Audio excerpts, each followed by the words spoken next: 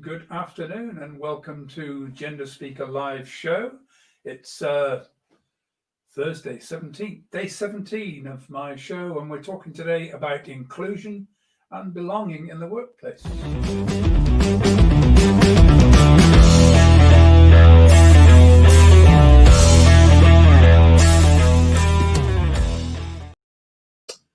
So, inclusion and belonging is really following on from yesterday. I was talking about the public sector equality duty yesterday, and the impact of the public sector equality duty is actually to create environments which are more inclusive, and particularly in the workplace, but also if you're dealing with your customers and everybody. What we need is to create inclusive environments that mean everybody feels welcome, feels that it's an okay place for them to be. So let's start by thinking about what exclusion is all about. What does it feel like to be excluded? Now, I mean, there are obvious answers to that. To be excluded, suddenly told you were. I remember not long after I changed gender, I was involved in a lot of, I was still doing my gender degree, and I thought it would be a good idea to attend a International Women's Day event on March the 8th. And so I turned up at an event, and suddenly somebody rushed to the door. Oh, I'm really sorry, but we've decided not to allow trans women to come to this event this year. Now, it was a bit embarrassing for them because they hadn't actually publicised this. They just decided that if anybody turned up, they'd turn them away. And unfortunately, the poor woman who knew me quite well was the one suddenly said, "Oh, you go and tell her to go."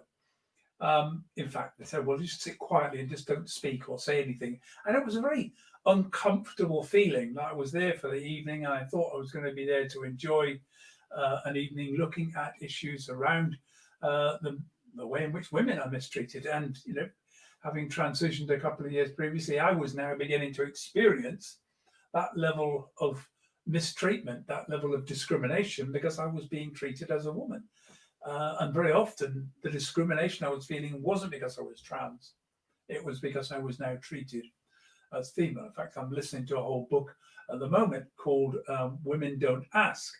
And it's actually drawing to my attention an awful lot of things that I still hadn't realized about the way in which women are consistently and persistently put into second place. Things that women are coached, the way that women are coached to make them expect less, to not expect better incomes. And again, that's all part of exclusion. That's all part of not feeling part of the team. Somehow you're doing the same job, but you don't get paid the same. How could you feel included if you're not actually receiving the same level of income for the same type of work that you're doing?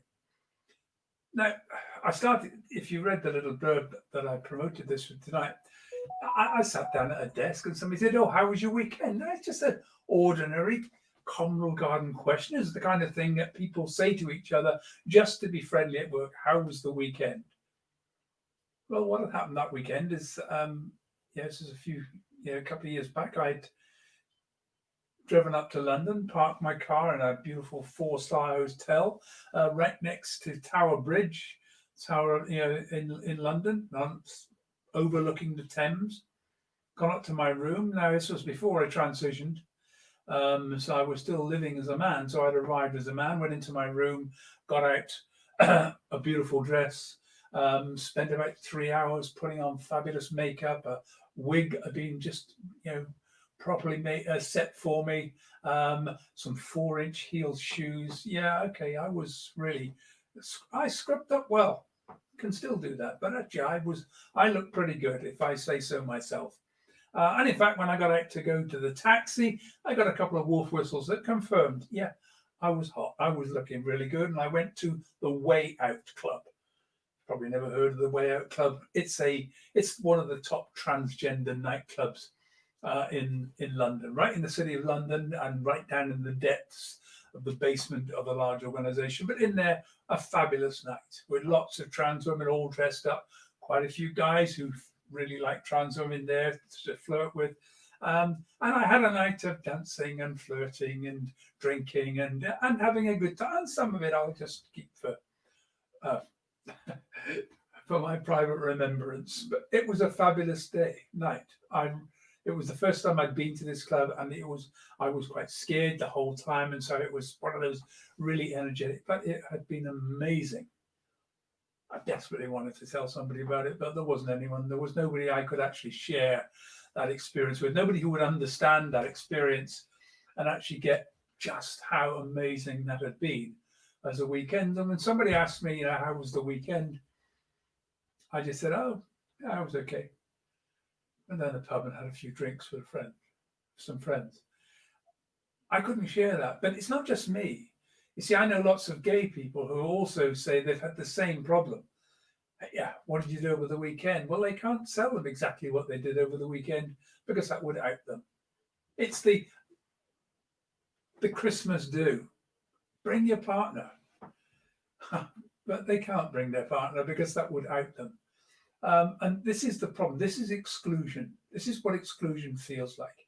Not being part of it, just feeling that you have to just step away, just not wanting to go and have a drink with everybody because there'll be the odd trans jokes and gay jokes, because that's what happens at people and they don't know.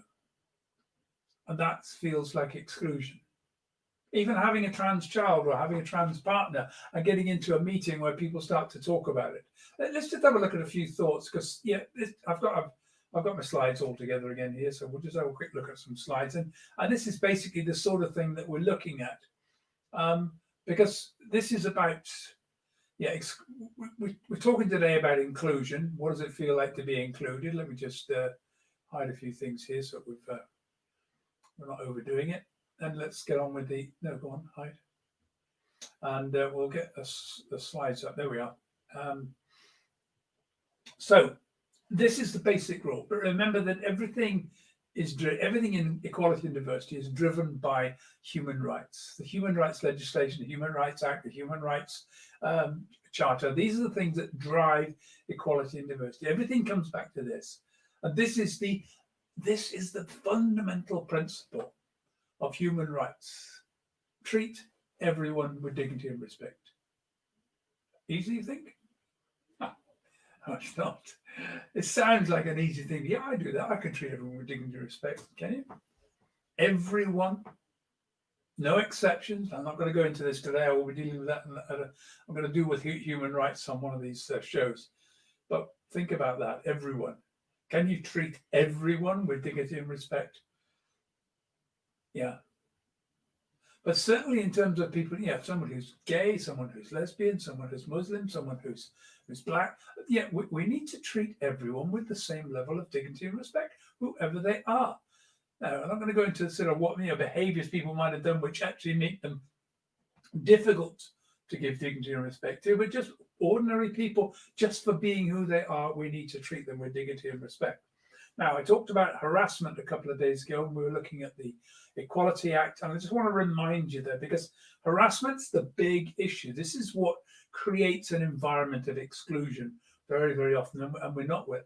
Harassment occurs when someone engages in unwanted behavior which is related to a relevant protected characteristic, which has the purpose or effect of. So remember, it's about protected characteristics: being gay, being female, being male, being old, being disabled. All of those are protected characteristics.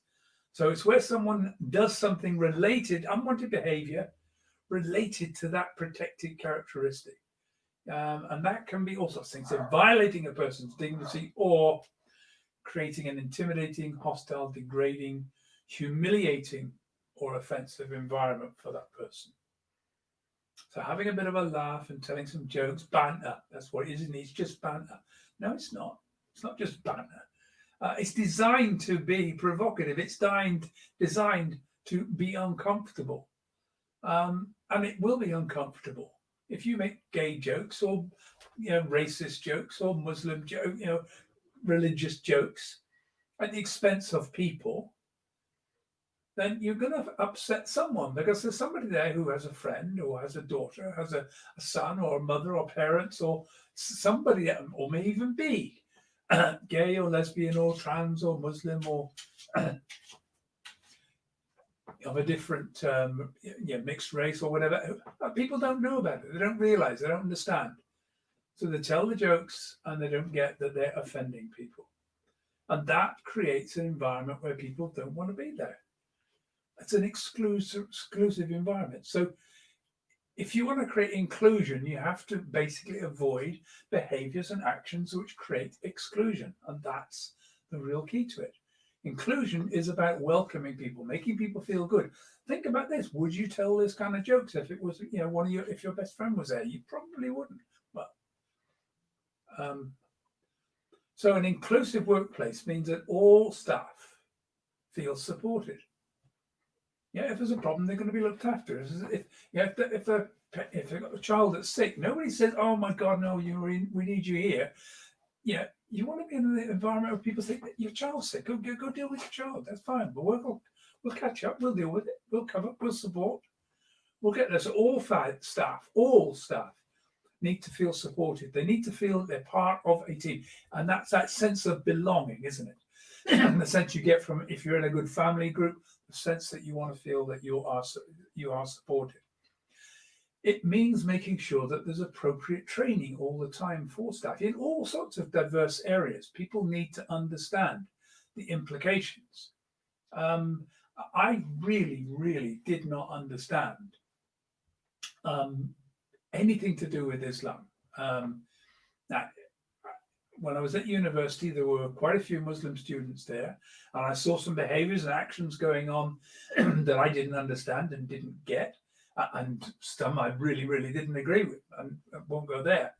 But I was looking at the way I felt women were badly treated, and a very good friend of mine was Muslim, and she never wore the hijab or anything, and she wore quite short skirts. Oh my God, the bullying that she took because of that really, really made me quite angry. But yeah, I needed to understand, so I got involved. When I left university, I got very actively involved in community, and charitable work.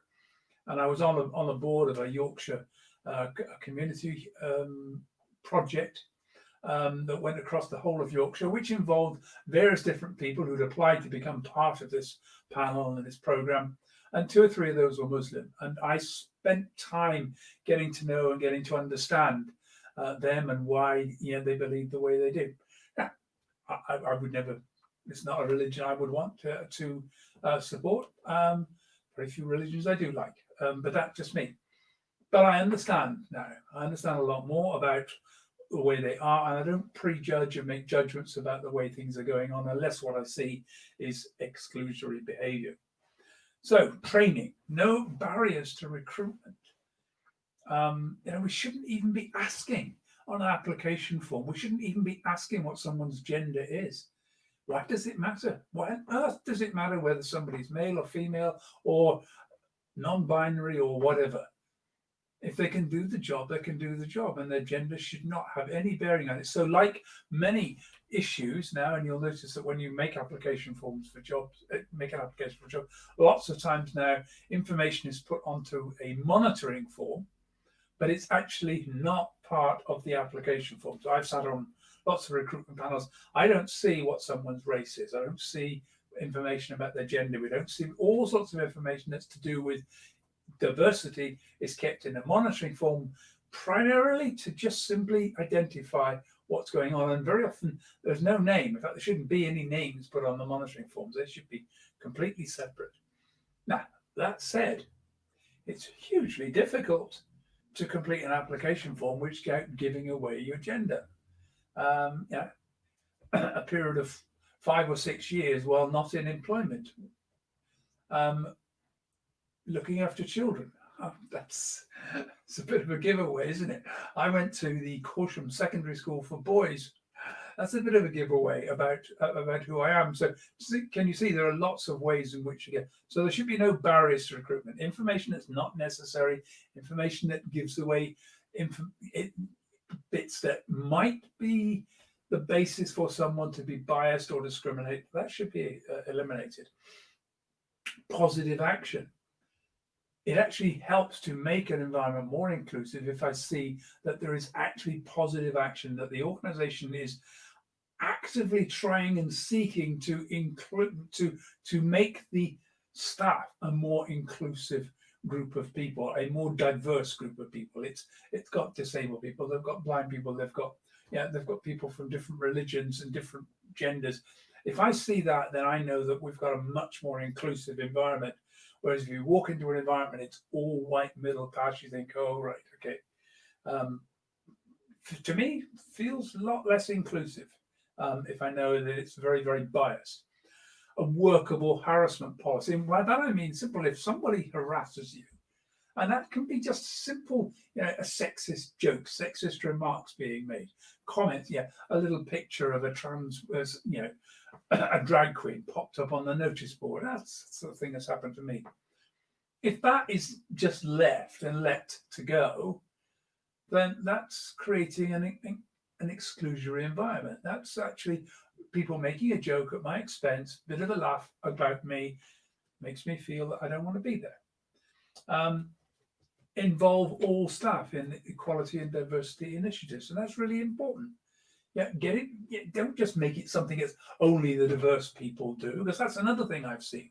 The only people that get involved in E&D things are people who are Asian, they're black, they're gay, they're trans, they're disabled.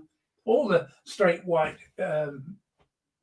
middle class people don't bother to go. Well, no, you've got to involve everybody again, about making it inclusive.